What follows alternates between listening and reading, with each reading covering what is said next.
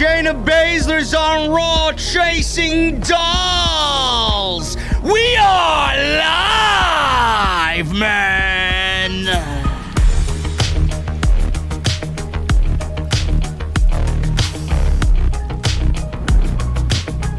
Shayna Baszler, man. Oh, I feel so bad for Shayna Baszler, man. 400 days as NXT champion. And she's on Raw chasing puppets. Running through dark hallways. Trying to evade fire. This show sucks. That might have been the worst Monday Night Raw ending I've seen in the last 15 years, man. Absolutely atrocious. This entire show continues to get worse and worse every single week. I don't know how any of these fucking people can sleep at night. We're gonna do our best to go over this thing, man. This show was an absolute abomination of epic proportions. Plus, the WWE Draft is happening after SummerSlam, but I mean, who gives a shit? The shows are like this. What does it matter? This is the only thing that matters. The Monday Night Raw post show right here on Off the Script.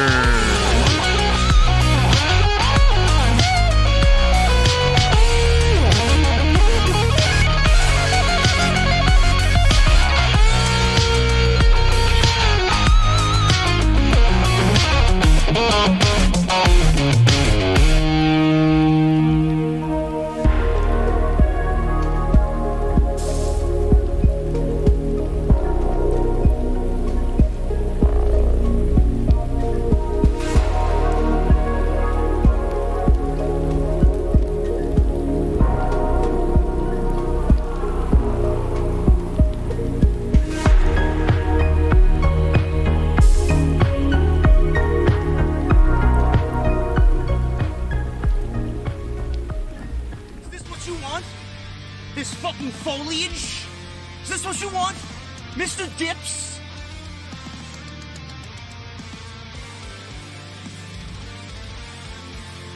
Is this what you want?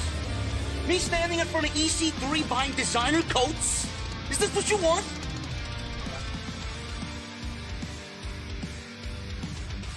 Me sitting in some hipster hotel in Williamsburg, Brooklyn, fluffing pillows? Is this what you want? I don't believe this. This graffiti art, the hotels, avocado toast. All I want is a fucking Guinness. An ice cold Guinness. What the hell does that mean?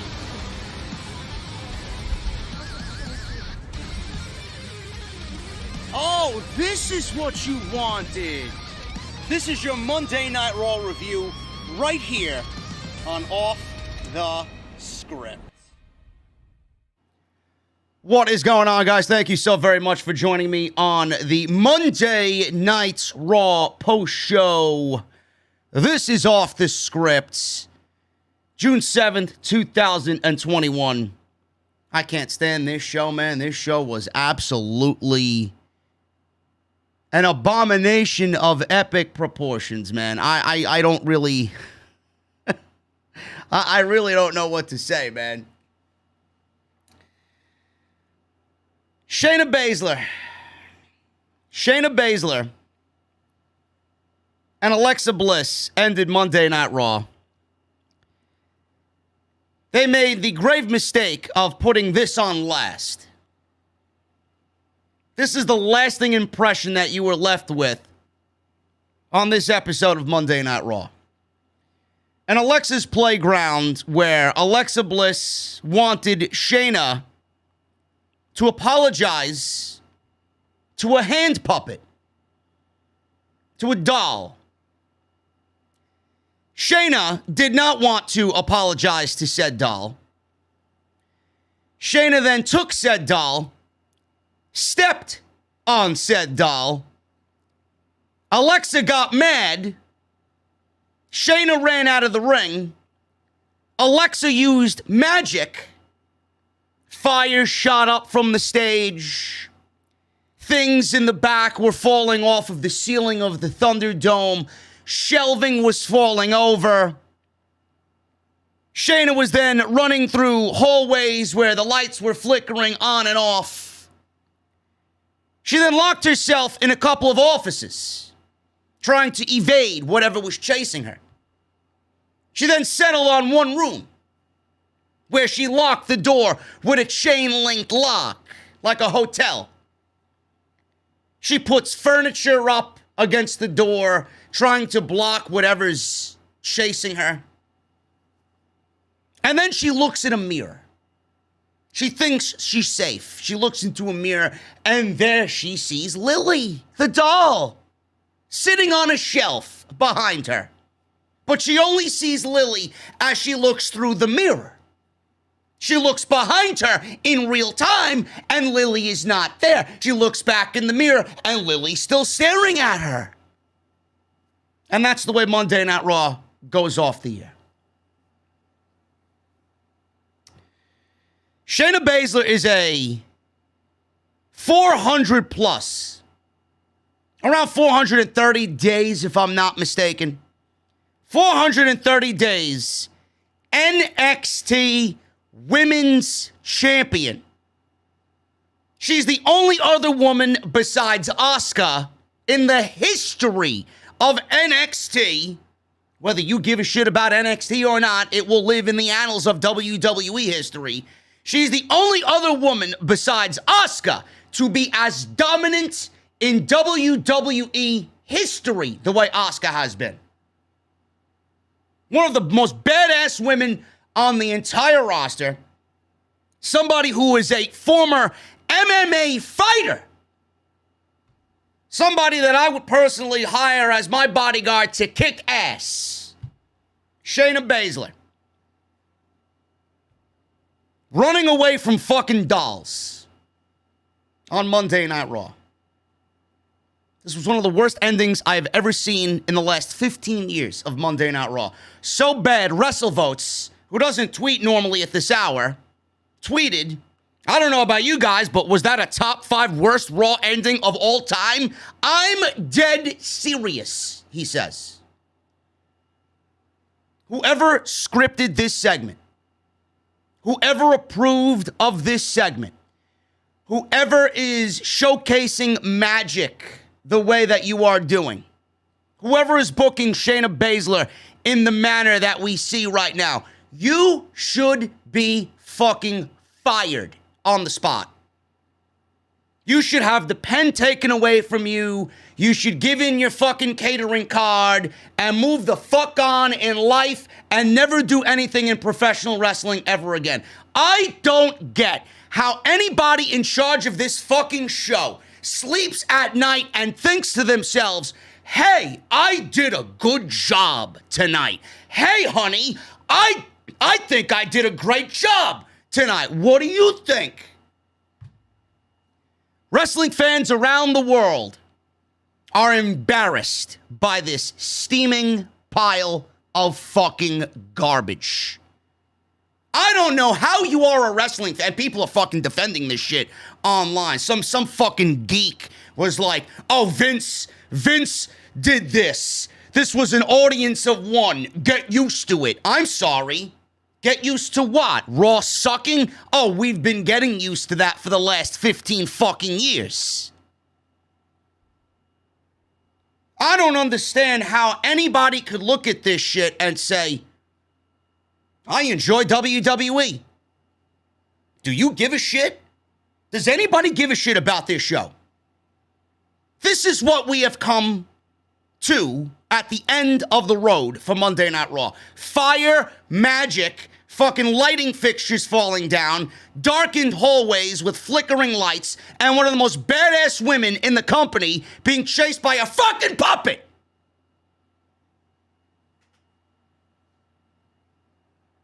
Do you hate professional wrestling? I don't even know what to fucking say anymore.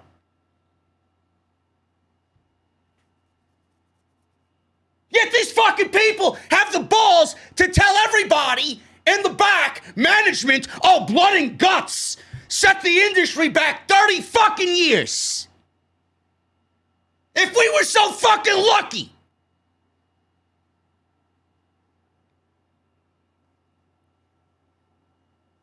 I don't get it. I don't get it. I hope this company fucking has the worst rating ever, man. And even that, I say it every week. Even that won't wake them up. Memorial Day. How many people, how many fucking geeks defended WWE on social media? Oh, it's Memorial Day. Like there wasn't fucking 60 fucking Memorial Days before that one, right? How many NBA playoff games have there been? How many fucking NFL games has there been on Monday night? Yet people fucking defend Monday Night Raw as if they're making bank, as if Vince is writing them a fucking check every goddamn week. But if you really looked over the fucking year over year, dating back to fucking 10 Memorial Days ago, you'd see the fucking drop in audience. This show fucking sucks. USA Network should be fucking ashamed. You're paying $1 billion for this shit? You're paying $1 billion for someone to be chased around by a fucking puppet. Fire!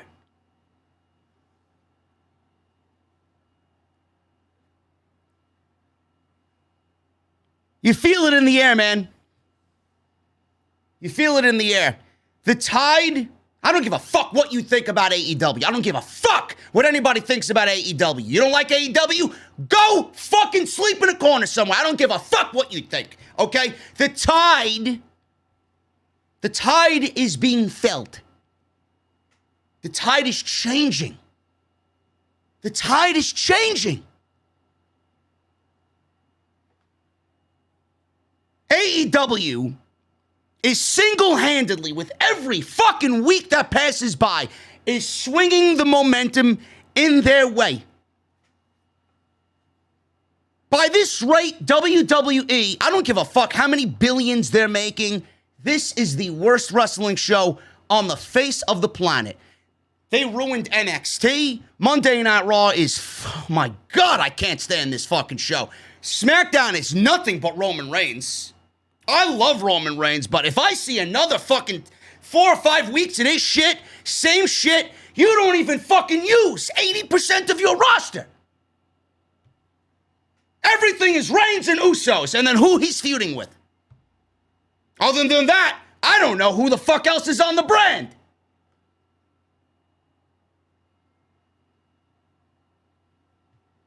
Then you gotta hear the people, oh, well, they're saving all the good stuff for when they go back to live audience. Oh, really? Yeah, they're saving all the good stuff for when they go back to the live audience. Let me tell you something, you fucking brain-dead idiot. The shows that you're getting now, the shows that you got back at the Performance Center when the pandemic was fucking in the midst of it all, right? Those are the same shows you would have got with fans. What are you talking about? What are you talking about?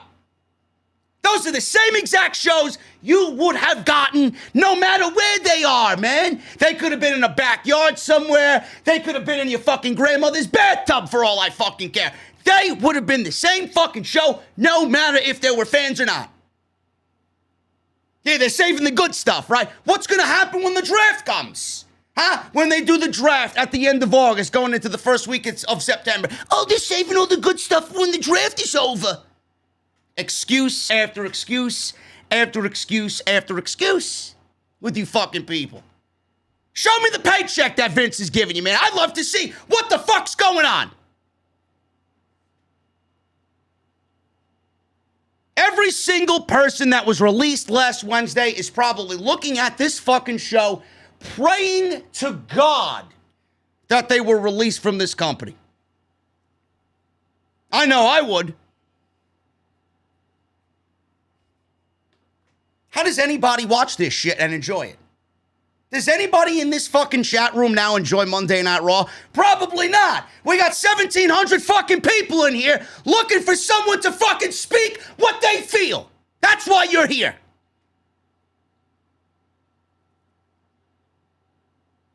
Tired of the fucking excuses, man. Tired of the excuses. Bruce, Vince, let me tell you right now. Somebody in creative's watching this fucking show. I'm telling you right now, look at me dead in the fucking eye. You fucking pencil neck geek, okay? I blame you. I don't give a fuck. You're part of the fucking problem. I blame everybody responsible for this shit, okay? Get it out of your system right now. Get it all out. I want to see you use the fire and the magic, and I want to see all the fucking lighting fixtures fall down, the flickering of a fucking horror movie film. Go ahead, get it out of your system, man. This is what Bruce did this weekend. He watched some fucking D-level horror movie, and then he incorporated it into Monday Night Raw. Get it out of your system now. Everybody's thinking, oh, fans, they're going to be back. Fans are back in attendance. We're going to get that live energy. What energy? What energy? By the time WWE gets back on the road, they'll be lucky to fucking have any energy. They'll be lucky to have fucking half of the fucking audience they expect to have with this fucking garbage. Get back out on the road, because if you attempt this shit live, you are going to get eaten alive. We're going to need a bigger boat? Shit, bring Adnan back. That line's going to mean more now than ever before. Get it out of your system. Everybody's expecting live audience. I can't wait. WWE's going to go back to normal. Listen, go and do this in front of fans. Please. Please do this in front of fans. They will be all that you need to hear. WWE is living in a fucking fantasy world where they think they're producing good television, that they're producing episodic television. Go ahead. Your bubble doesn't exist anymore. In a month's time, it doesn't exist. You will be fucking eaten alive by these people, and I can't fucking wait. I can't wait. You've been coddled, you've been nestled, you've been rocked back and forth like the little baby that you are. Oh, the little baby. Go ahead. Go ahead. There's only so much I could say here, man. You know, everybody I don't even fucking say it anymore because it's fucking gimmick and fringe. Everybody calls me the IWC Messiah. You better fucking believe it, motherfucker. How many people have been expressing themselves this way all this time for Monday Night Raw? How many? How many? Some do, some don't. Some are fucking indifferent. They're in between. Nobody's consistent. I want a good show. I want watchable Monday night. This used to be appointment television. Now I spend 95% of my time on Twitter, on my phone.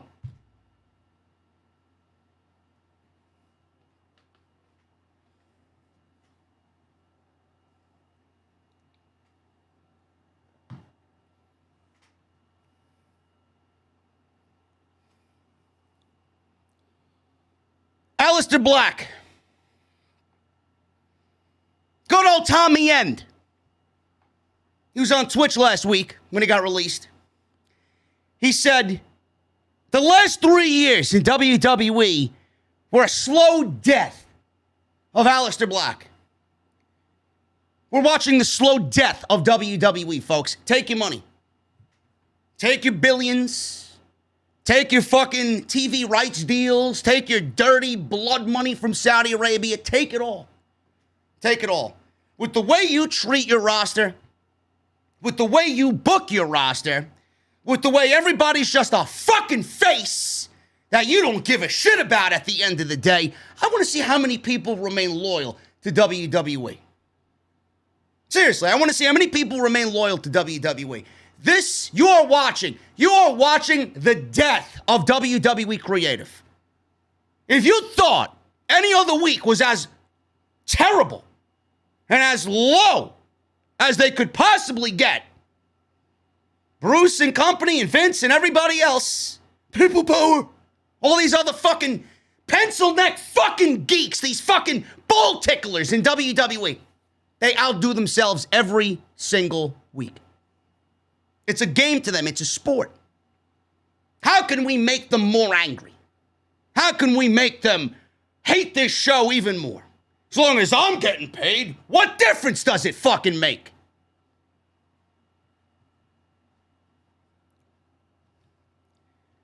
Monday Night Raw.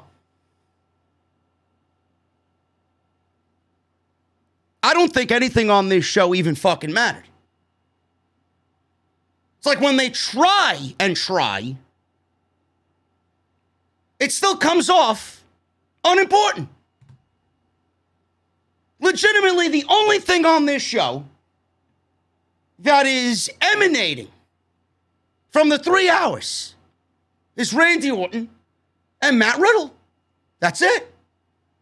The best thing on Monday Night Raw is Matt Riddle locking his mouth and his lips with an imaginary lock and key, and then giving it to Randy Orton, who puts it in his tights, in his boot, up his ass, wherever he wants to stick this key.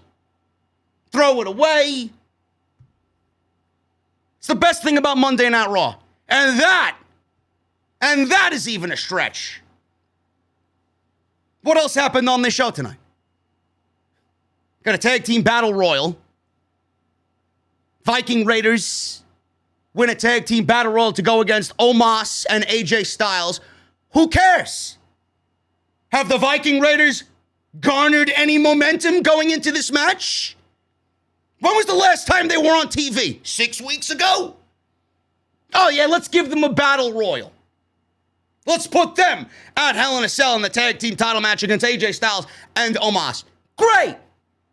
Great. I want to care about the Viking Raiders, but how the fuck could you when you debut them back after fucking Ivar comes back after injury, after being out a year, you put them on TV, you have them beat Cedric and Shelton for a couple weeks, then you take them off TV because you got no other fucking tag teams on Monday Night Raw that they could beat. Great job there, Vince. Great job there. Do you need help with your tag team division? Certainly looks like it to me. Then you got this issue with the New Day, Riddle, and Orton. Who cares? Who cares? All of it is being built off of Kofi trying to recapture the magic of Kofi Mania. And then Matt Riddle stealing Orton's moves and Orton stealing Matt Riddle's moves. It's almost as if a fucking 6-year-old wrote this shit. Don't get me started on Drew McIntyre and Bobby Lashley. Contract signing tonight, one of the absolute most boring contract signings in the history of WWE. And here I think contract signings used to be fun. WWE absolutely doesn't even try to make things different. Everything is just formulaic. How about doing something different with these guys? Nah. Now we'll just send Bobby Lashley out there with his fucking hose, and then Drew McIntyre comes out with his sword and slices the desk that the contract signing took place on. Great job, Vince. Great job. More and more we see Bobby Lashley losing that title and reprising the role of the Godfather. Great job. Great job. Then we got Charlotte and Rhea Ripley. What a fucking nightmare. Pun intended. Rhea Ripley is the worst fucking champion in recent memory, man. She may be the dumbest champion in recent memory as well. Here we think Rhea Ripley being brought up to the main roster is going to inject life into the women's division. Somehow, with creative, they made her the absolute drizzling shits, and the Raw women's division is somehow worse. And don't get me started on Charlotte Flair, man. Seriously. She might as well just stay on Twitter and tweet about Andrade wrestling for AEW. At least then I don't have to fucking look at her. Ugh. I'm already sweating my balls off. The air conditioner is on. I'm sweating my fucking balls off in here already. I don't even want to do this shit. Oh my God, man. Had to get that off my chest. I am so frustrated, man. I really am. I am legitimately frustrated with how everything's going here. Nobody cares. It's amazing, man. You know, we all dedicate our time. We all dedicate our Monday night to watching this shit. More and more of you are not watching it, and you're opting to watch shows like mine and listen to other content creators who cover Monday Night Raw. And I mentioned this last week. People are dropping off in the community from watching Raw night of. Some of the guys that I listen to, which is very few and far between, they watch Raw over the course of the week because it's so terrible.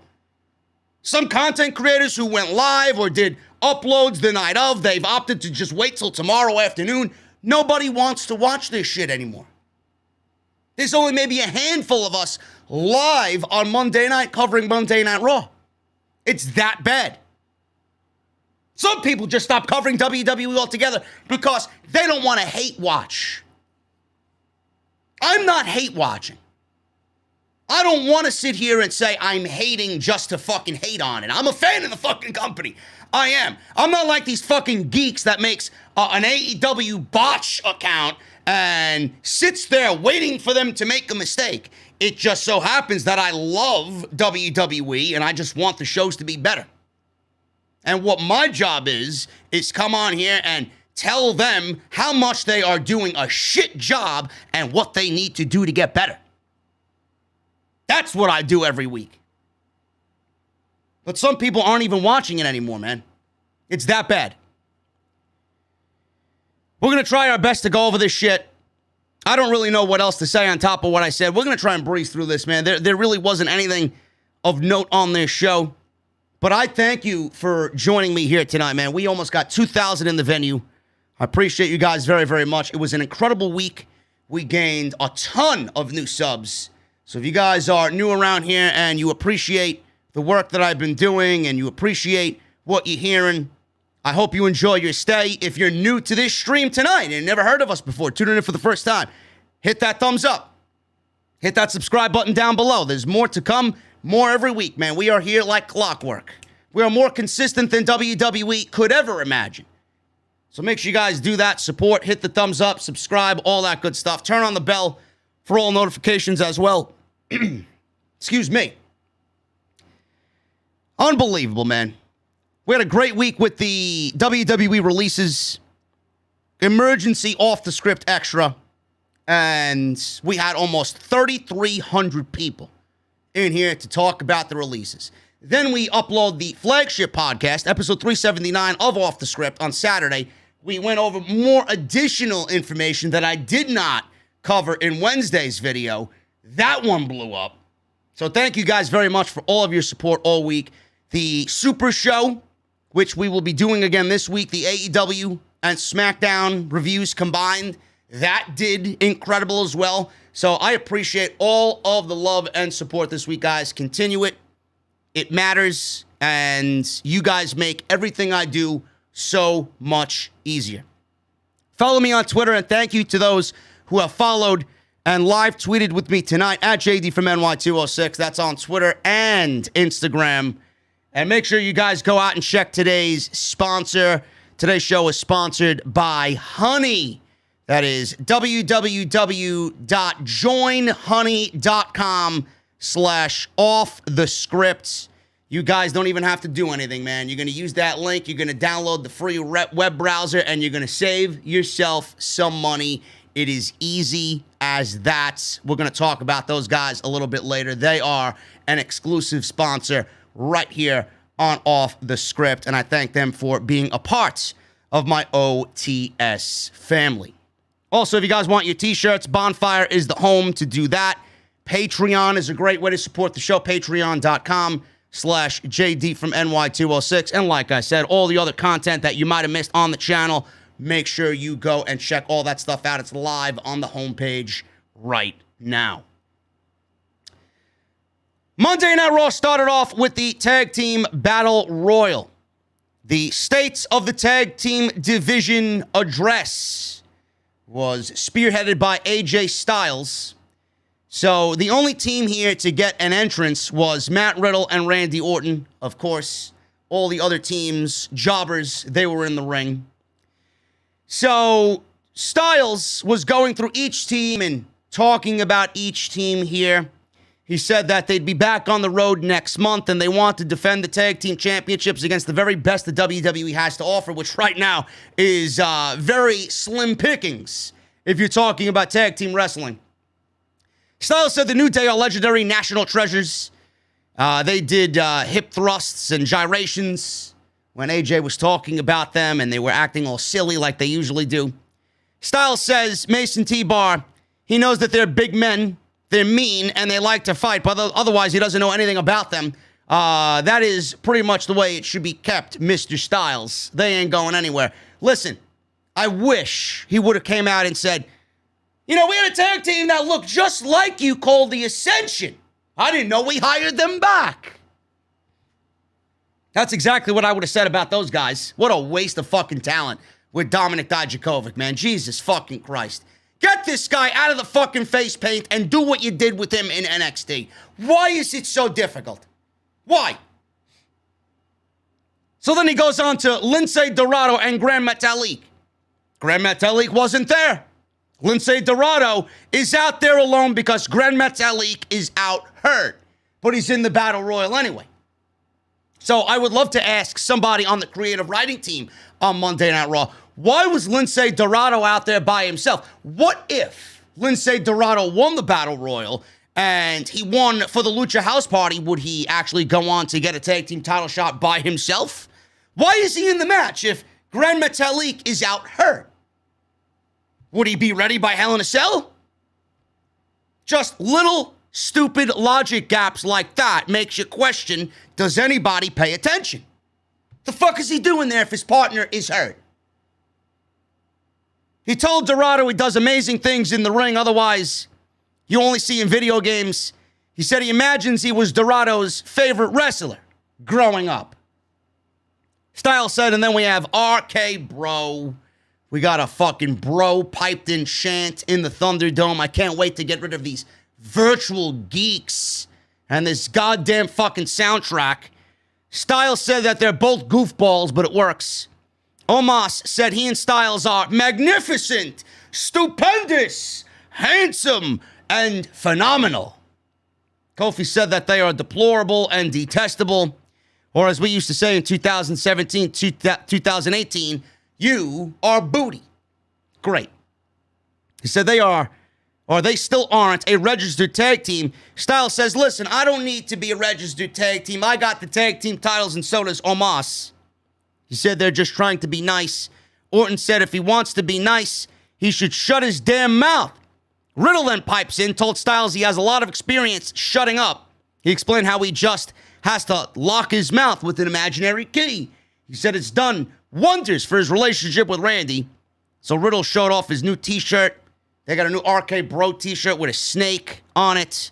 He started talking about the pet snake that his uncle used to own, and Orton told him to shut up and lock his mouth with the imaginary key.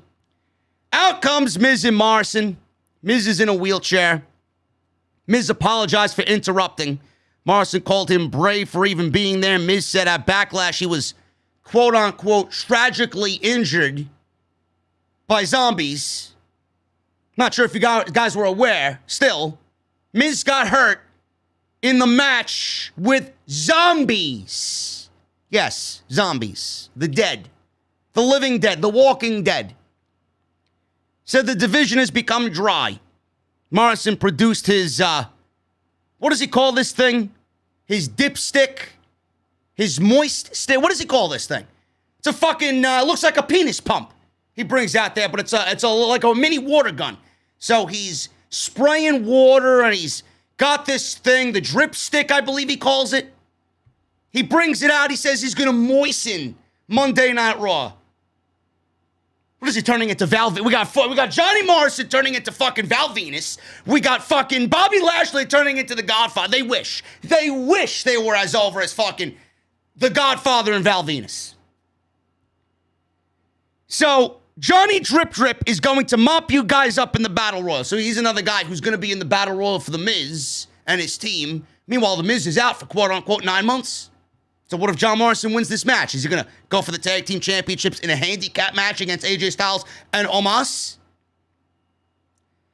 So they do their entrance. They go down to the ring. Morrison lets go of The Miz in his wheelchair while Miz is going down the aisle. Morrison's doing a slow motion pose. He realizes that he let The Miz go. They got this funny skit where Miz is all fucking scared and he's rolling down the ramp in slow motion, and Morrison's got to stop his pose to run after him. You're seeing all this happen in slow motion.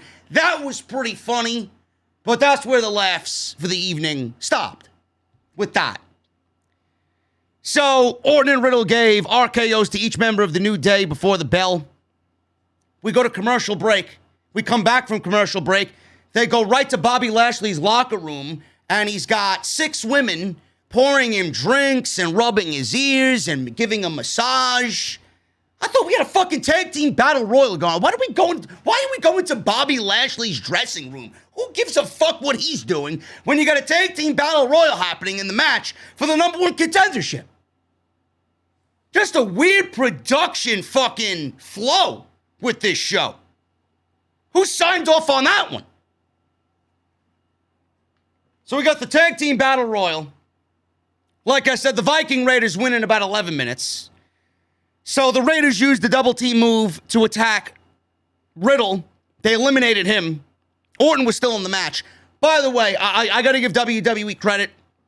They did fix the ruling of this tag team battle royal. Back in the day when they used to do this match, it was when one guy of a team gets eliminated, the entire team is eliminated.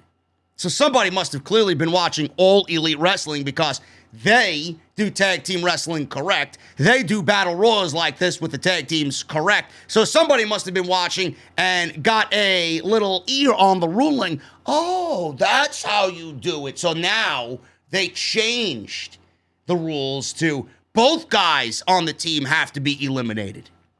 Good job there, guys. You finally got one right. So the Raiders used double team moves to attack Riddle. They eliminated him. Orton was still in the match. New Day went after Ivar.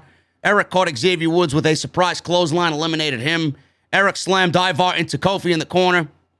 And Eric body slammed Ivar towards Orton. Kingston kicked them over. And Ivar landed on Eric. Styles was on commentary with Omos. They were making fun of what's going on in the ring. Riddle was eliminated. He re-entered the ring.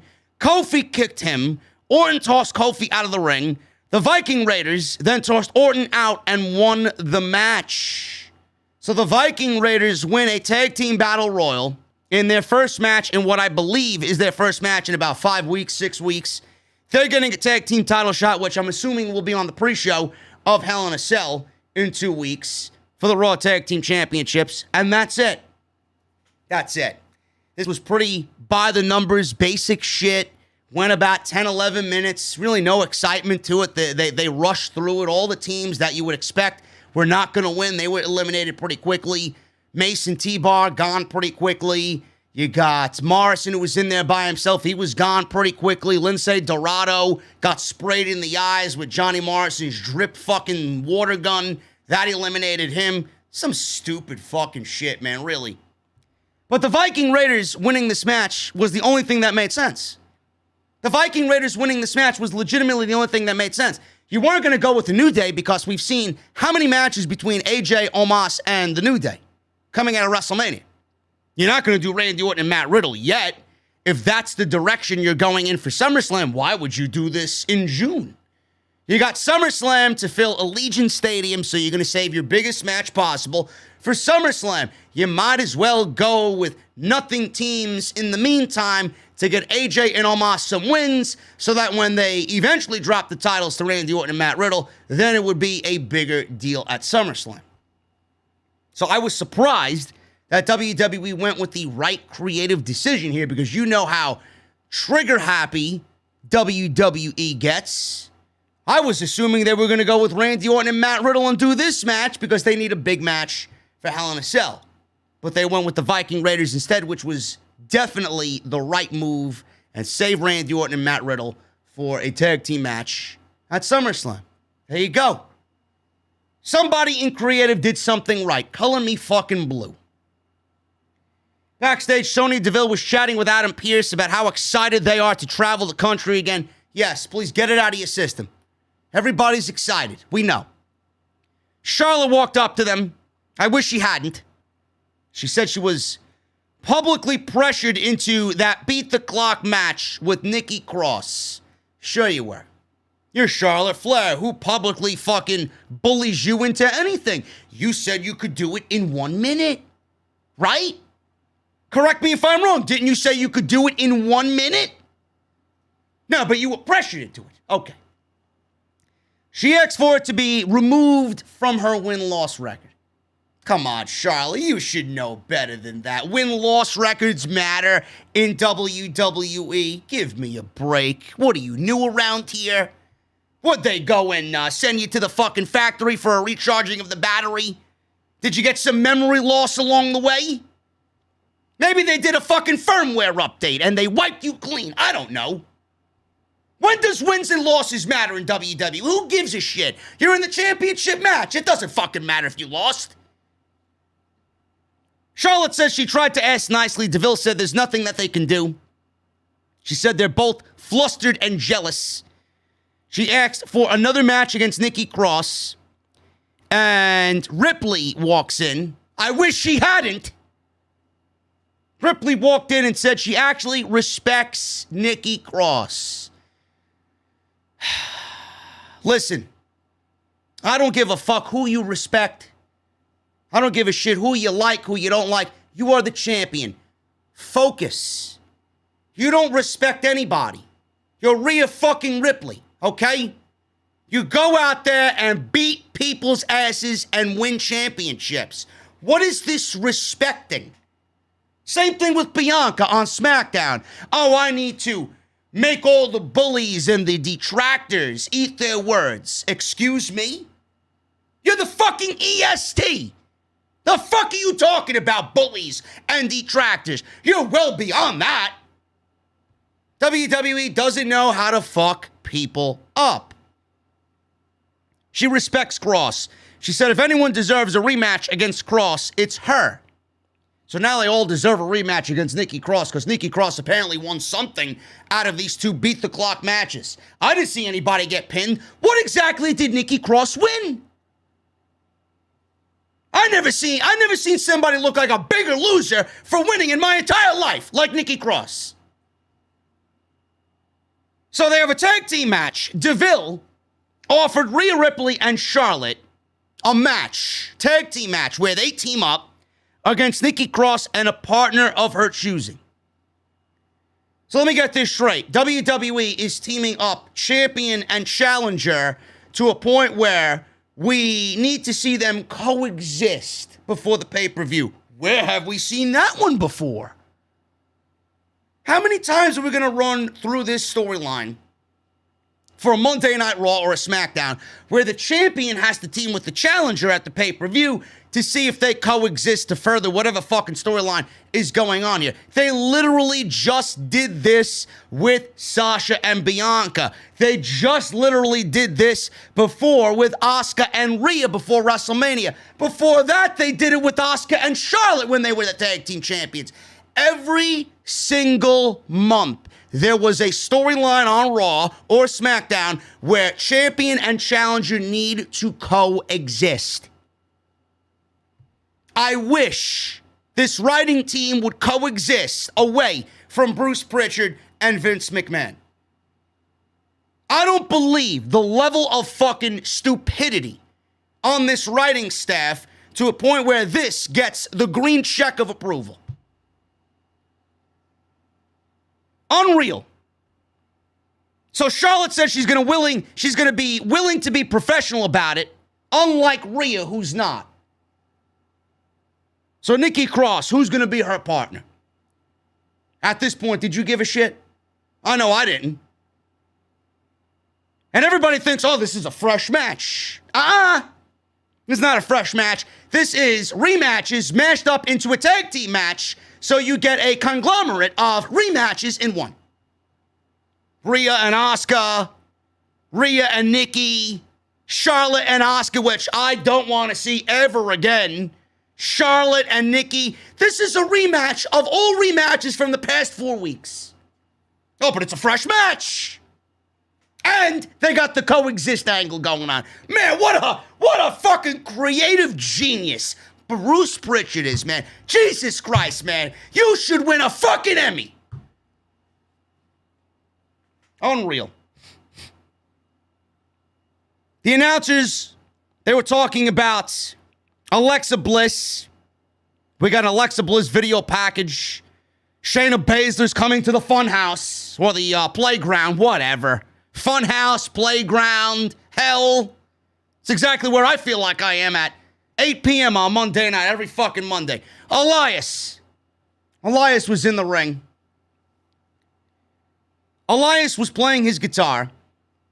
And apparently he's back to being solo after seeing last week he split from Jaxson Ryker. So Elias is sitting on his stool. He says, Jaxson Ryker, it's all his fault that they're not Raw Tag Team Champions. He said he should have done what he said he was going to do, but instead he's become completely unhinged. He said for the sake of his career and his sanity, he had to get away. So Elias said he saw in Ryker's eyes a man who would go to battle, but he learned he wouldn't go to battle for him. He said there's an unwavering truth that WWE stands for, walk with Elias. And then he said, WWE stands for, and then you got to hear the piped-in crowd, walk with Elias. WWE stands for, and then the piped-in crowd says, walk with Elias, a little bit louder. Awful, awful, awful television, man. It really is just ridiculous. It is so ridiculous. I want to fucking cover my eyes and close my ears and just wish I was anywhere else but watching Monday Night Raw. So, we got Jaxson Ryker. He comes out. He attacks Elias from behind. He's got super short hair. He's got a newly trimmed beard. And we got a Jaxson Ryker versus Elias match on Raw. How many people in this chat? I want you to leave me a fucking thumbs down. Seriously. How many people are excited about a Jaxson Ryker babyface run with his opponent being Elias? Who asked for this? How many people could possibly be interested in this?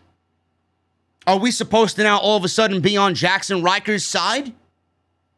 I still don't understand why Jaxson Ryker is fucking in the WWE, but you want to get rid of Steve Cutler and Wesley Blake and fire Buddy Murphy. But Jaxson Ryker remains? How soon? How soon before WWE makes this guy an American hero to go after Sheamus and the United States Championship? God. Please. I just put that out there in the universe, man. Watch them do it. Wasn't this guy a babyface in TNA? Correct me if I'm wrong. I mean, I don't watch TNA or I never watched TNA. I don't give a fuck. Wasn't this guy a babyface in TNA as Gunner? How well did that go over? Did it go over well? I don't think so. Not from what I heard. Jaxson Ryker wins in 3 minutes via countout because Elias walked away. Great. You saved me moments of my life I can't get back. Thank you, Elias. At least you're good for something. Drew McIntyre was sitting in the ring for this contract signing. He was sitting there with his sword. DeVille and Adam Pearce were overseeing this thing. DeVille introduced Bobby Lashley. Lashley didn't come out. Drew said, listen, I don't want to wait any longer. He knows how this is going to go anyway. Says he walks out there with all of his external charisma, meaning the women and MVP in the suit. He said it'd be time for everybody to come aboard the Lashley train, imitating the Godfather. So we're not the only one imitating Bobby Lashley being the Godfather. Drew McIntyre is now claiming it as well via promo. Because that's exactly what he's turning into. He's turning into the Bobby Lashley hoe train. Is what we're doing. The WWE champion has a hoe train on Raw. It's great. Drew says he's heard him say he keeps getting title opportunities. He says he's missing the point. He talked about some story he heard growing up about a Scottish king. This is where pillows unanimously came out worldwide and you all fell asleep because nobody gave a fuck about story time with Drew McIntyre.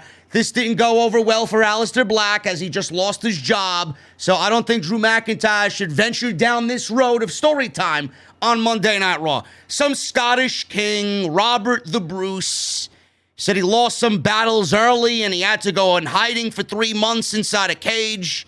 Said one day he looked up at the roof of the cage and saw a spider.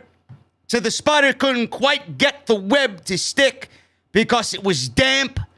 Maybe it got shot with Johnny Drip's dripstick. I'm sure it did. He was keeping it moist for the spider. Said the spider couldn't quite get the web to stick because it was damp. He said the spider kept trying over and over and over again. The spider sounds like us trying to watch Monday Night Raw on a weekly fucking basis, hoping it gets better. Trying over and over again so he could relate. He said eventually the web stuck and the spider made himself a nice home. The Bruce sounds like Bruce wrote this fucking promo. The Bruce tried again and was outnumbered badly, but won Scotland's freedom. When 11 o'clock hits on Monday night, we are looking at freedom because Monday Night Raw is finally over. He said his famous quote to his army was, if you at first don't succeed, try again. WWE doesn't succeed every fucking Monday, man. But they don't try. They don't try again. If you at first don't beat Lashley, you try again. Can you make Drew McIntyre any more unlikable, man? How many of you in this fucking stream right now are wanting Bobby Lashley to lose this championship in 2 weeks at Hell in a Cell? I can't think of anybody wanting Drew McIntyre to be WWE champion again. This shit sucks. They don't know how to book baby faces at all. At all. Drew McIntyre is a great professional wrestler, man. When you look at somebody like Drew McIntyre, you immediately think this guy has got everything you could possibly dream of for being a pro wrestler. But WWE has fucked not only their show up, but they fucked the WWE Championship up, they fucked Bobby Lashley's run up, and they fucked Drew McIntyre's babyface run up. All the work that they did coming out of the Royal Rumble in which he won, before he went on to wrestle Brock Lesnar to win the championship, all of that is ruined. If I'm Brock Lesnar, I'm looking at this shit. I have a problem with this shit, man. Look at what you did. Look at what I did for this guy, for you guys to ultimately fucking bring him to this point. Are you serious? Nobody is interested in this match at all. Nobody. MVP comes out. Drew started to sign the contract. He said there's some business to discuss before pen goes to paper. MVP said the champion was tied up being fashionably late. Lashley smiled, finally made his entrance. He was surrounded by the women that were sitting with him in the back. Lashley sat down. Drew stood up. MVP congratulated Drew for manipulating yourself once again into another title opportunity against Lashley. Said they lived up to their commitment not to interfere. He asked Drew how he'd reward Lashley for his compliance. Lashley told Drew to commit not to seek another title match against him ever again if he loses at Hell in a Cell. MVP said Lashley plans to be champion for a long time. Drew interrupted and said, I accept. He said he'd never face Lashley again for the title if he loses. He says he wants something from Lashley, though. A match where outside interference can affect the finish and no one else can lose on his behalf. he wants this match inside Hell in a Cell. Because we'd never seen anybody interfere in a Hell in a Cell match before, says Drew McIntyre, right? Great. So Drew vowed to tear the flesh off of his body, and he would see Bobby Lashley in Hell, so enjoy his next 2 weeks. Lashley said he will meet him there and beat him there. He then began dancing with the women. Drew picked up Vince McMahon's sword and cut the table in half as the ladies were screaming in agony, scared for their lives, with this big Scottish psychopath wielding this fucking sword in the middle of the ring. That was it. This is one of the worst contract signings that I could ever remember. Complete boring garbage. Drew McIntyre, I would be floored if Drew McIntyre doesn't win this WWE Championship. Floored. You got to think about where they're going into SummerSlam. Where are they going into SummerSlam? Does Bobby Lashley need the WWE Championship? The only thing I could possibly think of if Bobby Lashley wins this match is if 2 guys come back. 1, Edge, or 2, Daniel Bryan. Those are the only 2 I don't know, is Edge a fucking babyface now? After what he did with Roman and Daniel Bryan? I don't know. If Daniel Bryan comes back, which I think he will, maybe he goes after Bobby Lashley. But what if Drew McIntyre doesn't win the WWE Championship? What are you doing with him at SummerSlam?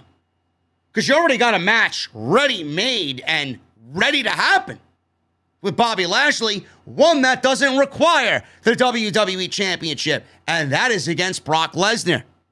See, you could do a big match with Bobby Lashley at SummerSlam without needing the WWE Championship. So if Lesnar's coming back, which I'm assuming he is, because WWE moved his profile from the alumni section back to the active roster, and they're booking Allegiant Stadium where they got to fill 60,000 fucking seats, they're not doing that without Brock Lesnar now.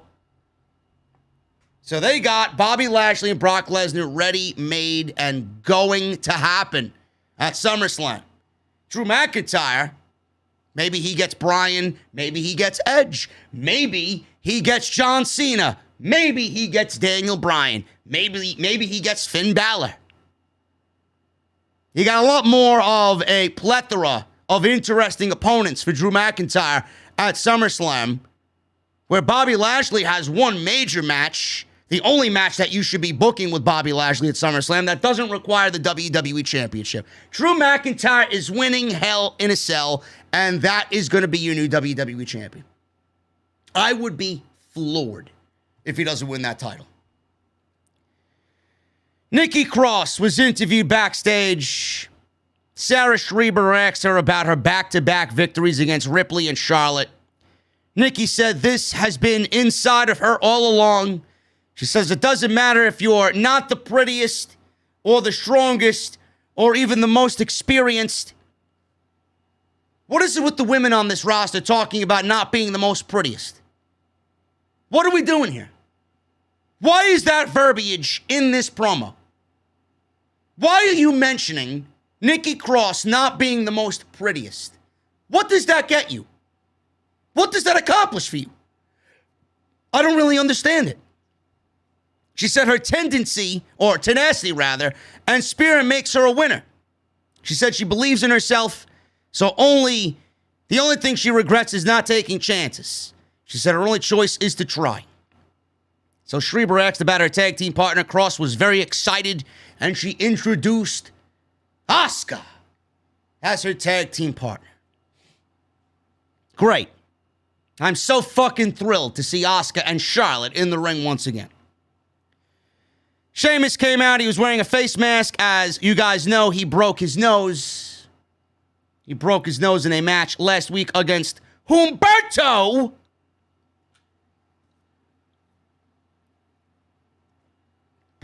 Carrillo sat at ringside during the introductions for this Ricochet match. Ricochet versus Humberto Carrillo. Wow! Wow, Bruce! Was this a match that I've never seen before on Raw? You got Catering 1 and Catering 2 in the ring. Good job. So this match wasn't bad. It went 4 minutes. Could have easily went triple the amount of that. 4 minutes, double count out. This was good for what it was. Humberto did a flip bump on a clothesline middle of the match where it looked like he landed right on top of his head. Referee went to go check on him. Ricochet went to go cover him and got a near fall. He then got a near fall off a back suplex into a bridge. So they're on the ring apron. They're exchanging chops back and forth. Ricochet then all of a sudden pulls out a Spanish fly on Humberto off the ring apron onto the floor in front of Sheamus. Both were down. They were slow to get up. And they were both counted out as they did not make the referee's 10 count. Sheamus stood up. He was laughing and said both of these two geeks are not in his league. So it looks like instead of Ricochet or Humberto getting a match against Sheamus, it looks like we're headed towards a triple threat match at the pay-per-view for the United States Championship. I don't care. Humberto has no momentum at all. He looks great, but he's got no momentum at all. Sheamus, I don't know how he's going to be ready to wrestle in 2 weeks with a fucking face mask and a broken nose. And then Ricochet, they've done everything to make him look as ordinary as fucking white rice. This guy is wrestling in black jeans and dress shoes, and he's no longer the one and only superhero that we all envisioned him to be coming out of Triple H's NXT. Shit. Kofi Kingston and Xavier Woods were chatting backstage, but before we get into that, I want to take a look at the chat here, man. We got almost 2,000 people in the chat. I appreciate you guys very, very much. Hit that thumbs up if you have not done so, man. We are looking at 709 likes in the chat right now. Can we try for 850 before the stream is over and done with tonight? Make sure you guys do that for me. Super chats are open. You guys can get them on in, and we'll hang out at the end of the show. As always, I thank you guys for everything this week. It's been a great week. And it's the start of a brand new week, which I think is going to be just as good as last week. But I want to shout out my sponsor for today's show, man, Honey. JoinHoney.com/offthescripts. You guys know what Honey is. I don't need to tell you, but I'm going to anyway. We all shop online. We all love to see money. We all see that promo code at checkout that haunts us. Frantically looking for coupon codes to see if you could save some extra money at checkout. We've all been there. You could wipe that clean and keep that in the past, man. Honey is going to take care of all of that for you absolutely free. Honey is the free shopping tool that scours the internet for promo codes and applies the best one it finds to your cart. They support over 30,000 stores online. They range from sites that have tech and gaming products to popular fashion brands and even food delivery. Now imagine you're shopping online at one of your favorite sites. When you check out, the Honey button drops down and all you have to do is click Apply Coupons. You wait a few seconds and Honey searches for coupons it finds online for that site. They find a working coupon, you're going to watch the prices drop. Now, I'm not sure if I told you guys, I'm going to Texas. I'm traveling this week, man. I'm taking OTS on the road. The venue is coming with me. I'm going to be in Texas. I'm going to be in Austin on Thursday and Friday. And then I'm going to be driving the Mustang to Temple, Texas. Going to a wedding. One of my very good friends, Buff Llama. It's one of my Destiny clanmates. He's getting married on Saturday. And I'm in the wedding party. And being that I'm taking my work with me on the road, I need proper lighting, man. I need proper lighting for the venue. I can't take my home setup with me. So what I did was I found me some mountable travel lights that are going to give the venue a beautiful look on the road. I saved some money. I saved about $10 on travel road lights that go right to the desk. And I saved that with Honey, man. If you really want to save some money, Honey is going to do it right, man. They saved over 17 million members, over $2 billion in savings. That's crazy to even think about. It's unbelievable. If you don't already have Honey, you're straight up missing out on free savings. It's literally free. It installs in seconds. And by getting it, you're doing me a solid and supporting the podcast, man. I'd never recommend anything I don't use and I don't support. All you guys have to do to get Honey for free is go to joinhoney.com/offthescript. That's joinhoney.com/offthescript. And I want to thank them for once again sponsoring the podcast right here on Off the Script. I'll be in Austin, Texas this week, man. I've never been to Austin, Texas. Some good craft beer out there, some good barbecue, some good Mexican. JD's going down to Texas for the first time in his life, man. So hopefully we can document that on the podcast coming up this weekend. Thank you guys for all the support. Picking right back up where we left off with Kofi Kingston and Xavier Woods. MVP walked in on the New Day. He asked for a private word with Kofi. Kofi told Xavier, listen, I got it. Let me handle this guy. Said he was impressed with his match last week against Drew McIntyre and earlier this evening. Says he's not surprised, though. He came up short. Kofi says he has stuff to do. So make a point. Please, tell me what you need to tell me. MVP said prior to representing Lashley, he was a Kofi Kingston fan. Said he was so proud of his win at WrestleMania during Kofi Mania. He said they go back to Deep South together. He said he's a little brother to him. He said he gets goosebumps to this day. He said that triggered him to want to return to the WWE because WWE had a champion he could relate to and be proud of. He said Kofi Mania was everything and then it just abruptly ended. He said if he ever thought about why it happened, Kofi asked him, why don't you tell me why it happened or why it ended? Lashley said it's because he's not Lashley. He said last week he saw a glimpse of championship level Kofi, but then after the match ended, he shook Drew's hand. He said Kofi Mania ended because he let it. MVP said Kofi Mania ended because Kofi Kingston let it end. He said there are no friends.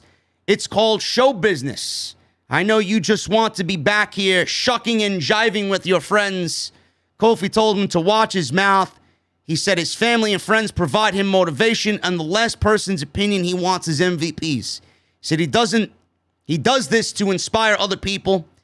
MVP said Lashley fights for honor, prestige, and the just pride that goes with all of that.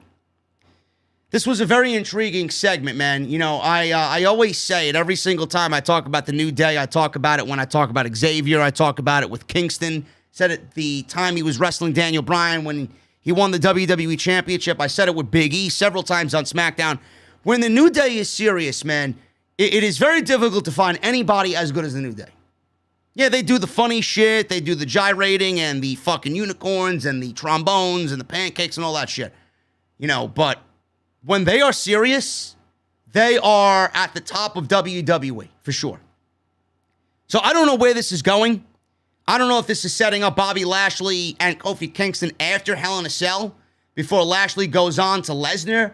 I don't know if this is something to do with Lesnar when he comes back, trying to close that chapter on Kofi and Lesnar there because they really never revisited it after Lesnar beat him in 7 seconds. So I don't know where this is going, man. This is very intriguing stuff. It's very interesting. So we're going to keep a close eye on that. See what comes of this after Hell in a Cell. Eva Marie. Eva Marie is back, man. She said she put a ton of dedication and passion into what she's doing now to get where she is today. And now she wants to show everyone how she practices what she preaches. She was shown working out. She said, inspiring others comes from having the courage to show up and be seen. She said she's going to show the WWE Universe a side of her that's never been seen before. I don't know what that means, but hopefully it's botch-free. Because that's the only thing I want to see. Never been seen before. Have you ever had a match where you didn't botch? I guess we'll find out next week. She said she'll pull back the curtain and reveal what it takes to make hard work and resiliency effortless. You've waited long enough. Evolution is coming to Raw next week. The nightmare becomes a reality next week, folks. We got 1 week. The countdown begins now. We have 1 week till disaster. This woman is going to be a fucking botch like you'd never seen before. I'm telling you right now, this shit is going to bomb. If she comes out of this looking good, I'll fucking come on here and say, I apologize, Miss Marie. I doubt that happens, though. I think this is going to be absolutely fucking awful. This is going to be 7 steps backwards in the women's revolution. Eva Marie is everything wrong with women's wrestling in WWE right now. This is the image that they want. They don't want a Sasha. They don't want a Becky. They don't want a Charlotte. They don't want a Bayley. This is what John Laurinaitis wants. This is what Bruce Pritchard wants. They don't believe in women's wrestling, and they hired Eva Marie because that's what they think women's professional wrestling should be. Big breasts, big ass, and a fucking model that can't wrestle. That's what they want. Sorry if that's blunt. I'm sorry if that's too real for you, but that's what they want. This is going to be everything wrong with women's wrestling today. And if you have already seen what WWE has done to women's wrestling, just look at Raw, look at SmackDown, look at the Beat the Clock challenges, look at the 2-3 minute matches that we've been seeing. It's becoming like the Divas era. Women are getting less and less and less time in the ring. Women have no storylines at all that are intriguing at all. This is women's wrestling right now. Eva Marie. They put more effort into these vignettes with Eva Marie than they have done with Bianca, Rhea, and anybody else that's in the ring with their champions. It's sad. It really is sad. I can't wait to see it bomb. I'll be the first one there with my fucking sunglasses on, laughing with a cold beverage in my hand. Mansoor, he was working out backstage. It was recently reported that Vince told Mansoor he needs to bulk up. He needs to get bigger, which means Vince is ready to dump him sooner rather than later. Because no matter how big he bulks up, Mansoor is always going to look like he belongs on 205 Live, a.k.a. catering. Ali walked up to him and asked if he's ready. Mansoor says he's ready. Ali said he looks ready, but he's not. Ali said what he's ready for is a fair and square fight against Drew Gulak. But what he is going to do when Gulak pokes his eyes out, pull his trunks, and is willing to cut every corner to win, what are you going to do then? What are you going to do then when Gulak does that to you? He says he knows he's dangerous, and he asks Mansoor what he'll do when he realizes not everyone is playing by the same rules as him. That's not how this world works.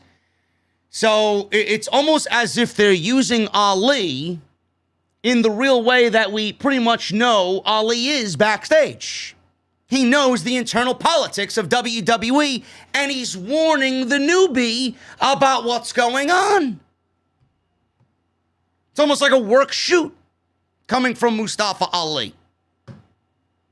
But now he's on main event, and he's not even on Monday Night Raw anymore, so it is what it is. Jeff Hardy versus Cedric Alexander. Hardy wins in 6 minutes. A much-needed win for Jeff Hardy. I wasn't really expecting him to win. I thought Cedric was going to win this thing, but I guess they're having him with Cedric for a little bit. So we got Hardy landing a top rope swanton in a decent 6-minute match. Really nothing out of this world. It's Jeff Hardy and Cedric Alexander on Monday Night Raw. I don't know what you would be expecting from these two on Raw. So Hardy gets a much-needed win there. Charlotte walked up to Rhea Ripley. Very awkwardly and very unnatural as Rhea Ripley stood next to her, next to Charlotte. She was talking about whatever was going on this evening. Charlotte told Ripley that she's more experienced in this. She should follow her lead, let her lead the tag team. She said she can handle Cross and she'll take care of Asuka. Ripley said her championship makes up for her experience. She told her to follow her lead. And Charlotte said, they never learn. Like, we got to be fucking bowing down to Charlotte Flair. Rhea Ripley and Charlotte versus Nikki Cross and Asuka. This was an absolute fucking circus. I don't believe what we were subjected to here in this match, man. I don't really understand why anybody would watch this and find any enjoyment out of this whatsoever. This was a fucking circus. First of all, why would Charlotte and Rhea opt to team together? Why would Rhea Ripley, of all people, want to team with Charlotte Flair? I don't get it. How much more of a fucking idiot can you make Rhea Ripley on this show? Of all the people you want to team with, you're going to opt and say yes to teaming with Charlotte Flair? The woman that is trying to take your championship, the woman that's tried to cut you down every step of the way. You want to team with that woman? Unreal. I don't know who books this shit. I don't know how Rhea Ripley looks at this and says, oh yeah, I like that idea. I'm going to look good coming out of this. So Ripley was in control of Nikki Cross. Charlotte tagged herself in. Charlotte was in control until she tagged Ripley in by shopping her own tag team partner. Woo! Ripley used a delayed vertical suplex before tagging Charlotte by aggressively patting her on the head. Cross then tried fighting back. Charlotte grabbed her and drove her into the corner. And then this knocked Ripley off the ring apron because it's almost as if Charlotte had Nikki Cross in a lawn dart over her shoulder, and she rammed Rhea Ripley on the apron, knocking Rhea off the apron. Ripley tagged in, but Cross gave her a bulldog and tagged in Asuka. Asuka gave Ripley a German suplex and a running hip attack for it to. The hip attack looked like it connected right in the side of the head, man. Cross followed with a flying crossbody, but Charlotte broke up the cover. Charlotte got in Ripley's face, so they brawled. Charlotte then raked Ripley's eyes and gave her a natural selection. Cross covered Ripley because Charlotte hit her finishing move on her own tag team partner, and Cross gets the 1, 2, 3. Nikki Cross and Asuka dance on the announce table in celebration. So this is what Rhea Ripley gets. She gets Charlotte as a tag team partner, opts to team with her challenger who's trying to take her championship. Said challenger fucks her over, hits her own finishing move on her own tag team partner, and the Raw Women's Champion loses via pinfall on Monday Night Raw.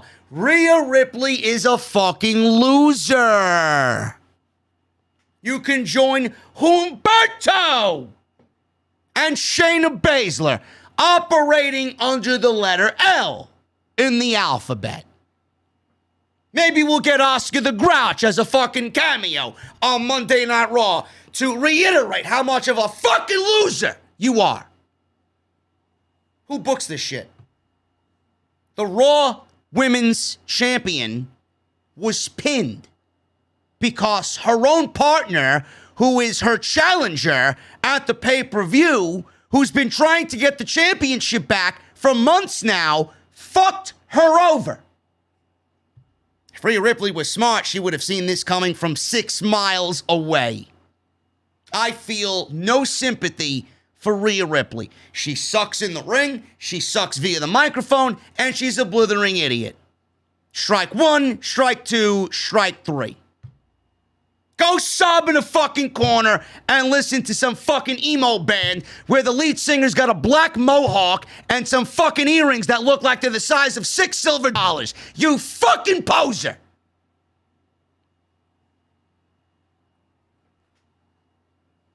I don't know what they did to this woman. She was great in NXT. Remember when she was on the Survivor Series winning team? Remember that? Remember when she was the final 2 in the Royal Rumble with Bianca Belair? Now look at her, man. She's been on Monday Night Raw for 2 months, and she's got venom flowing through her veins, man. She's poisoned. She's poisoned, and there's no antidote. The only antidote is get off of Monday Night Raw immediately. They ruined this woman. She looks utterly ridiculous. She looks more ridiculous by the fucking week. She can't cut a promo to save her fucking life. Supposedly she's taking acting classes. Maybe you should seek better help. How can I cut a better promo than fucking Rhea Ripley? I should be the fucking women's champion. Then I'll fucking burn the belt and fucking unify the goddamn divisions.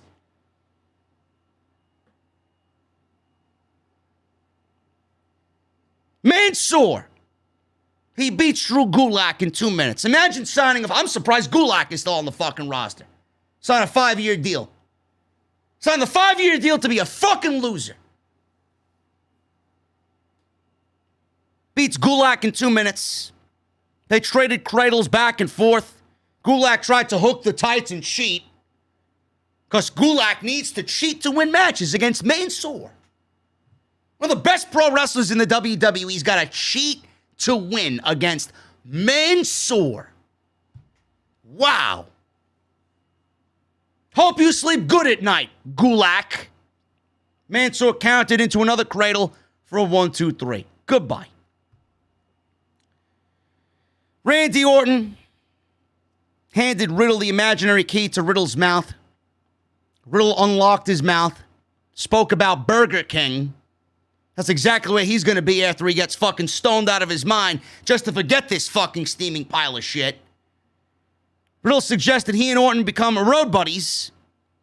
Riddle then rambled on for too long, so Orton made him shut his mouth again. Riddle handed him the key, dropped it in the garbage. Now they're just doing it, and it's overstaying its welcome. You know? A little too much there. They realize they got something funny, and then they want to beat you to death with it. And make it unfunny and uncool. Kofi Kingston. He went one-on-one with Matt Riddle. These two guys wrestled in the Battle Royal earlier.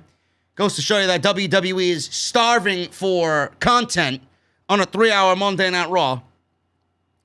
These guys did not work well together at all, man. This was not smooth at all. I do not want to see these guys in the ring. Maybe it was an off night for them. Maybe it's because, I don't know, they wrestled earlier in the evening for about 12 minutes. So Riddle was in control until he became distracted by Woods playing the trombone. This happened about 2 minutes into the match. Kingston hit some chops in the corner. Orton came down. His music hit the PA. Riddle was distracted. Kingston hit a drop kick as Orton was making his way to the ring.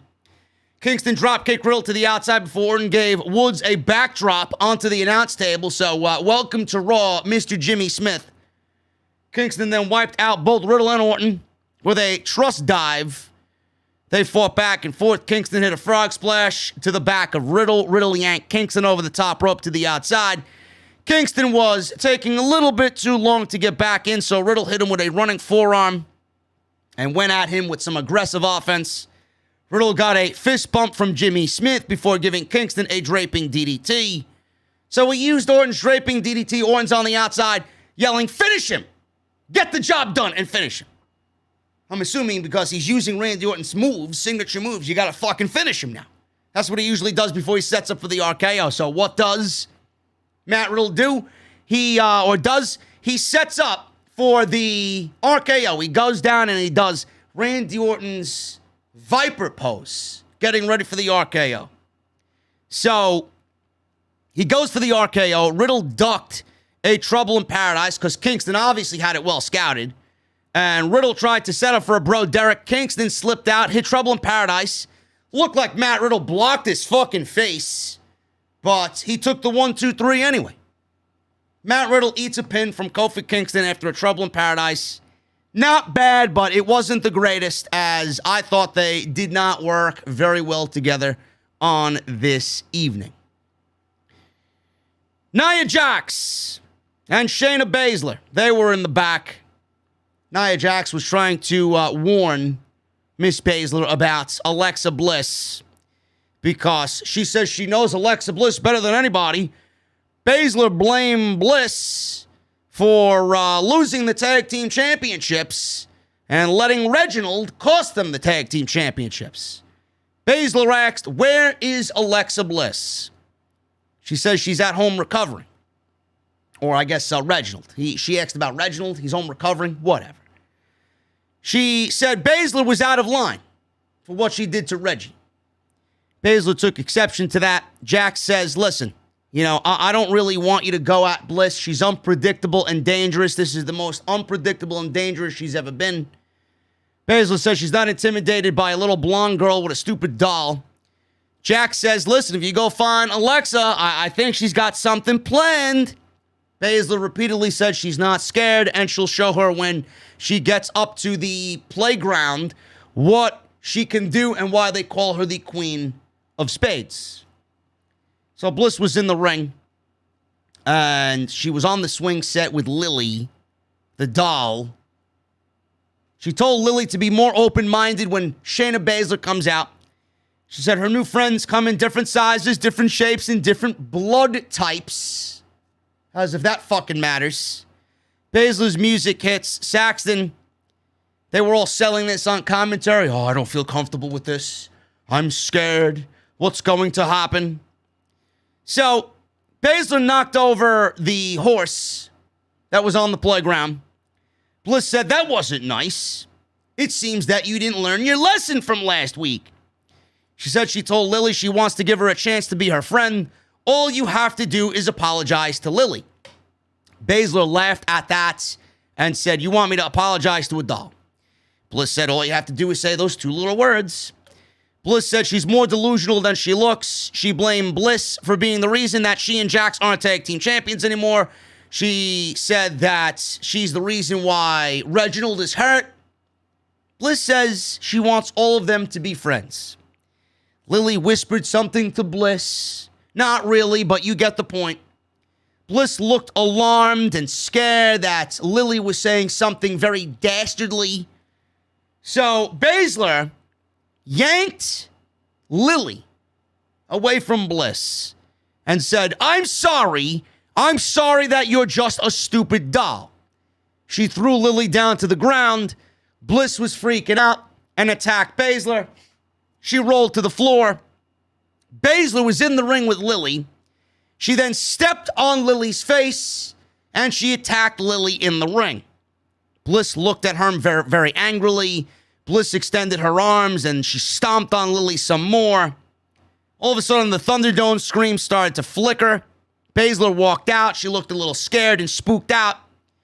She picked up the pace and walked up the ramp. As she walked up the ramp, fire began shooting up on the side of the stage until she got to the top of the stage where it looked like she was engulfed in fire. She goes to the back. Corey Graves is saying, get the hell out of there, Shayna Baszler. Get the hell out of there. So the camera follows Baszler through Gorilla. The lights were dark. Things were falling over backstage. We had a production crate fall from the fucking roof of the Thunderdome. There was some scaffolding that came down, some shelving. Baszler was talking to herself. She was blaming this stupid doll for everything. She tried to leave. All the exit doors were locked. Lights started flickering again as Baszler found an unlocked door. There, all of a sudden, she locks a door, right? She finds the one door that is unlocked, and miraculously and fucking surprisingly, the one door that she found had a cameraman in it. So the cameraman was in the fucking room that Baszler locked herself in. She locked herself in. She padlocked the door. Shane locked the door. She was putting furniture up against the door because she didn't want anybody to barge in. She's running away from a fucking stuffed doll at this point. She's in this room. Baszler's talking to herself. It's not happening. It's not happening. Lights begin to flicker again. She looks into a mirror that's on the wall, and in the mirror, she sees Lily sitting on a shelf behind her. She looks back. Lily's not there. She looks in the mirror again. Lily is there behind her. She gets so freaked out, she breaks the mirror, kicks the mirror, yells out. Camera zoomed in on her face. She looked terrified, and that's the way Monday Night Raw went off the air. Bruce must have watched, what's the new movie that's out, bro? The Conjuring? A Quiet Place? Bruce must have watched some horror movies this weekend, man. This was fucking atrocious. This was egregious. This was pathetic. This was embarrassing. Such a shit fucking segment. You know, I want to say, Shayna Baszler kicking the mirror. Usually they say the superstition is if you break a mirror or break a mirror like that, glass or whatever, a window, 7 years bad luck, right? I want to say that with Shayna Baszler breaking this mirror, that it would give her 7 years bad luck. But realistically, folks, she's on Monday Night Raw. She's employed by WWE, and she's in the main event segment of Monday Night Raw as one of the most dominant and cool NXT Women's Champions of all time with a 400-day reign, and she's being chased by a fucking doll. I want to say she's being set up for 7 years of bad luck, but how much more worse can it get with her being on Monday Night Raw? She's living out her 7 years right now. Awful. Absolutely fucking terrible in every sense of the word, man. I don't believe what we were subjected to tonight. We're about to go over the Super Chats, guys. Super Chat segment. If you guys want to hang about, I would really appreciate it if you do. It's usually some of the best times of the podcast during the Super Chat segment. Get them on in if you guys want to hang out. Hit that thumbs up. We are 10 away from 850, man. Thank you guys so much for all the love. I appreciate it. Can we try for 1,000? Can we try for 1,000? If you guys have not subscribed, I would really appreciate that as well. Hit that subscribe button down below and turn on the bell for all notifications. And go check out Honey, man. joinhoney.com/offthescript. If you guys don't want to hang around, man, I'll see you tomorrow night for NXT. We'll be live again tomorrow night covering NXT. NXT TakeOver is this Sunday night. That should be pretty cool, I think. I hope. Let's see what we got here, man.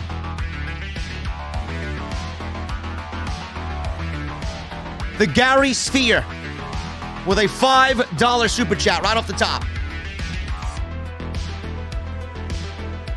I'm a big rock and metal fan, and would love to talk music if I happen to run into you in Chicago or some other event, since Ohio isn't too far from New York. He also says for another $5, 100% agree with your thoughts on Saturday. I see a shift in favor of AEW to eventually top the ratings in wrestling, even talked about it on my channel. Well, Gary Sphere, I hope that you make it out to Chicago because Jesse and I will be there for All Outs. Should be good, man. Michelle Moran with a $20 super chat. Thank you, Michelle. Hello, JD. Outside of Riddle and Orton, all I can say is SOS, JD. Save our souls from the same old shit. And for Roman's storyline, they need to build a strong face to constantly be a thorn in his side and not a one pay-per-view blow-off.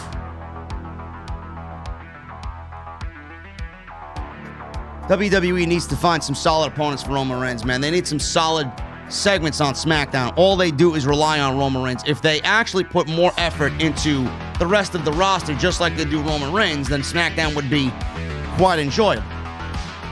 They're not even utilizing 80% of their roster.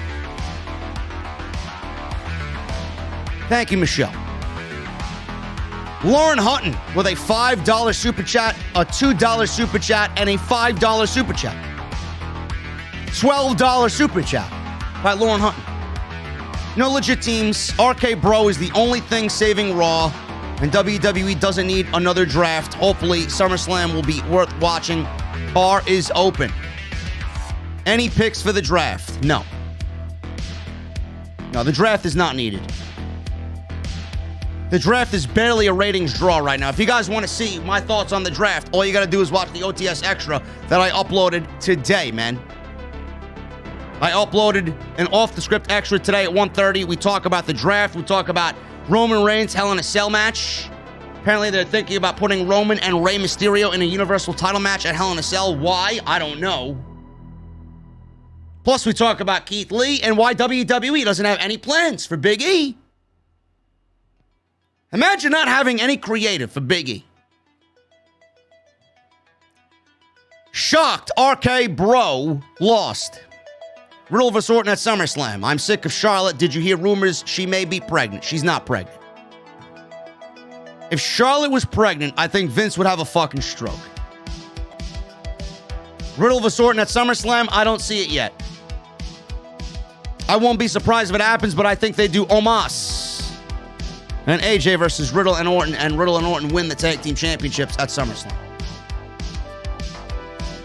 Edgar Estrada with a $20 super chat. Yo, happy Monday, JD. First off, I want to say thank you for taking the bullet for me and watching this product. Then giving us some fucking great reviews every week. Gotta be up early, so I'm off to bed. Enjoy OTS fam. Keep it real, JD. Thank you, Edgar. Hopefully you get some sleep, brother. It was a fucking scorcher today in New York City. Holy shit.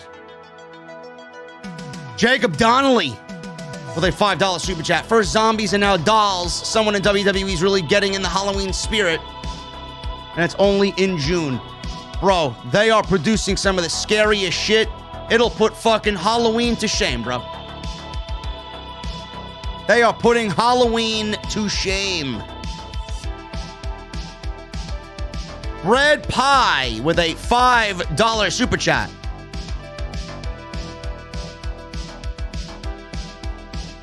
Rhea Ripley thinks Miz and John Morrison are the best tag team in the world. LOL. I don't watch Raw. I was watching Cobra Kai. Rhea Ripley thinks the Miz and John Morrison are the best tag team in the world, huh? Not surprised by that, seeing how she's positioned on Monday Night Raw. Whoa! We got a $200 super chat by an OTS VIP. Daryl. Holy shit, brother. That's what I'm talking about there, man. Daryl is a fucking beast, man. I say it all the time. Daryl emails me all the time. He's got some of the best emails, man. Always talking about how he would book shit, what he would do. And I tell you, man, if Daryl was writing for WWE with some of the ideas that he's come up with in the past, we may be actually looking at a WWE worth watching, man. $200 donation by Daryl in the chat, man. Thank you, brother. Daryl's a VIP member for life, bro.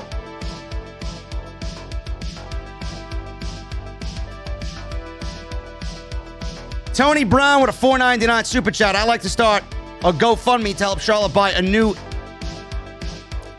Bro, really? Tony Brown wants to start a GoFundMe for Charlotte Flair to go buy new assets. Maybe Bayley, Sasha, or even Asuka could advise. Listen, man, Andrade enjoys it. Let him be. Let him be.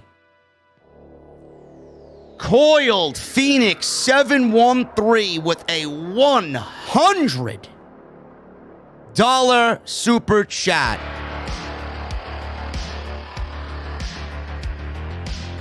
Daryl in the chat says, read the message. Let's see.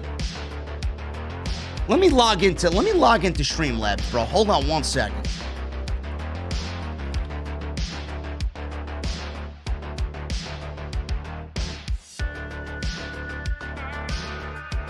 Let me log into Streamlabs. Let me see.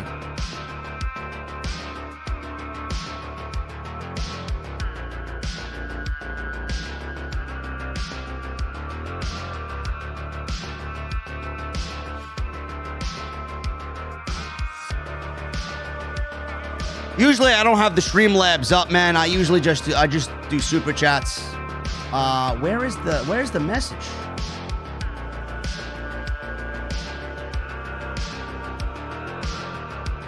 I can't read the message here, man. I don't know what the hell's going on. Streamlabs.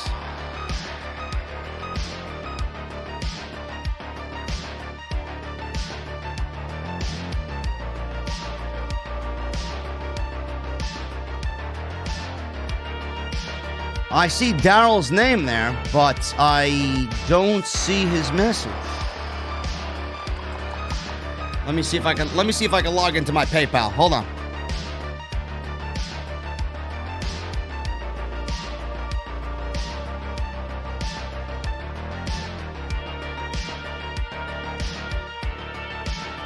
I gotta get the Streamlabs set up, man. Now nothing's working here.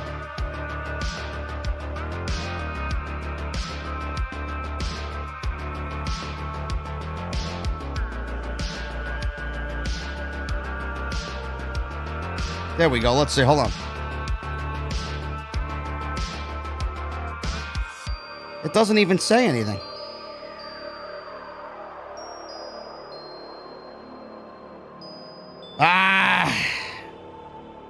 It doesn't. I can't see where it says the message, man.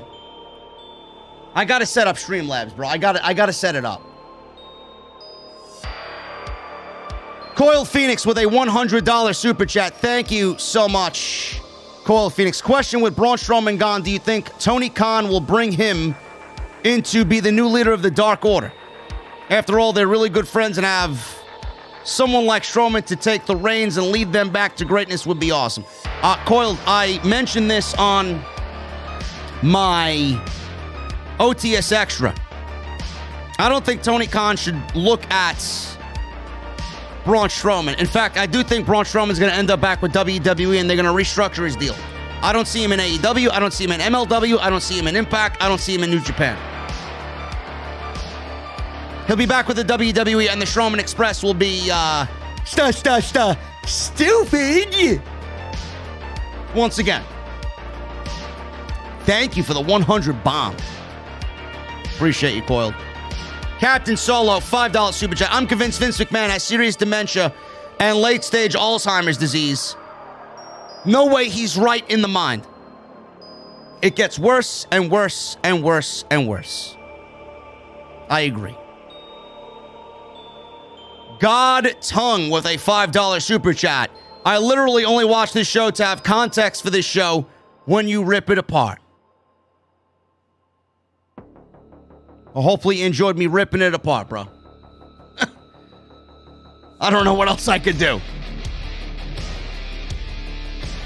Drizzy Drew with a $1.99 super chat. WCW's Viagra on a pole match is greater than Raw.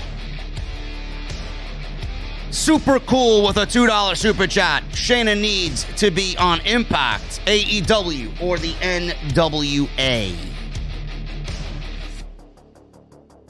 Theo with a $14.99 super chat. JD, I think the next couple weeks we should talk about stuff from the 90s, then talk about this trash of a show.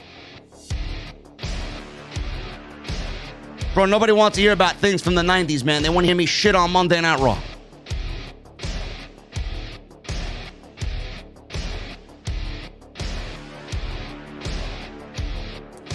Gary Sphere with a $2 super chat. Can we have Russo back? Might as well. Even Vince Russo knows this show is fucking trash. Robert Parker with a $5 UK. One of the worst endings in WWE Raw history. I don't know what I'm watching anymore. Hopefully somebody from the company was watching me tonight. I'm fucking pissed, man. That shit. It's not pro wrestling anymore, man. It's not pro wrestling anymore. Bradley Robinette, $1.99. And now Eva Marie is coming back next week. God help us. It's going to be a fucking disaster waiting to happen, man. Theo with a $14.99 and a $19.99 super chat. Theo coming in big. JD, I'd rather watch an episode of Barney and drink some peanut butter whiskey than watch this garbage. Peanut butter whiskey and people power with a side of Braun stupid Strowman. People power. My name is Johnny Laurinaitis. People power. The guy who actively is trying to kill women's wrestling in WWE. Hula Grim with a $5 super chat. Raw eats the whole ass. I can't wait for Todd Pettingill. And in your house.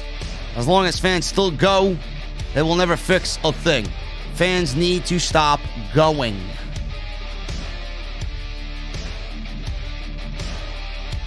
Bro, if the fans get this type of content, they will stop going. In fact, if you actually bought tickets to the first Monday Night Raw coming out of the pandemic with live fans, I'd sell my tickets after watching this show. I'd ask for a fucking refund. DX Tricksters with a $5 UK. Every person responsible for that ending should be fired. Can Shayna's suffering end already? They just keep burying her further and further. What the fuck? Theo with another $14.99 super chat. JD, you're the greatest podcaster ever on the World Wide Web since the Attitude Era was born. Thank you, Theo. I am not, but I appreciate the kind words, brother. Antonio with a $4.99 super chat. AJ Styles should be on his own, getting to the world title picture. AJ Styles, WWE champion once again. He should be. This team with Omos has already run its course, bro.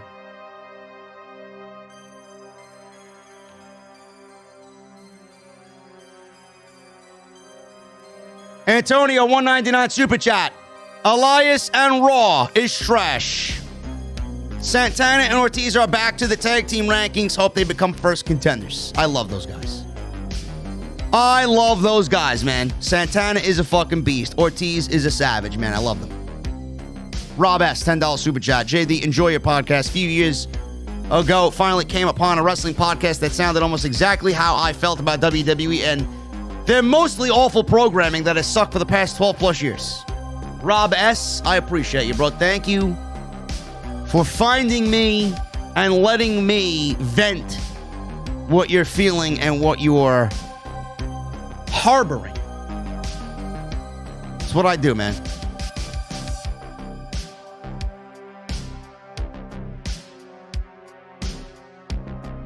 Mr. Cake with a $2 super chat. Hey, JD, who has the best beard in the business? I do. I do.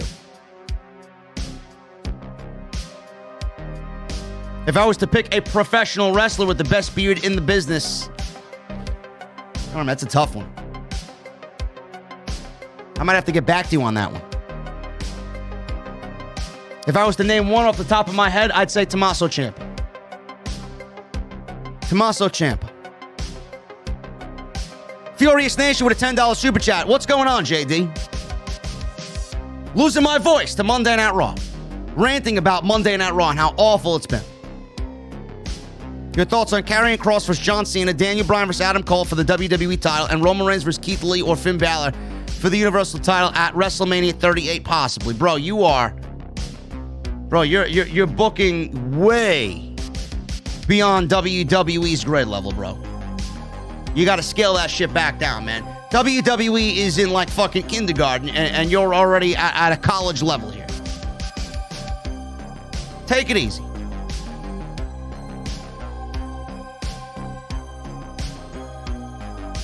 Big Wheezy with a $5 super chat. So now Kofi cares about the WWE Championship when he said nothing after he lost it to Brock. I said this last week.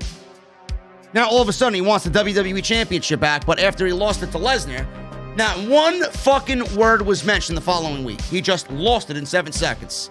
Back to the tag team ranks you go.